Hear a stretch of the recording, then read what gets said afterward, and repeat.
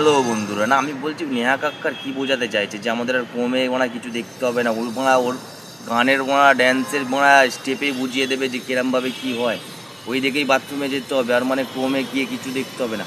আমি তো এটাই বুঝতে পারছি না, আজকালকার গানের ড্যান্স হচ্ছে না, পন সাইডের পনের শট হচ্ছে, আমার তো মাথায় ঢুকছে না। এত অশ্লীলটা কী করে করতে পারে? আপনি একটা কথা চিন্তা করুন, আমি দেখাচ্ছি ভিডিওটা দেখুন, তারপরে আমি বলছি।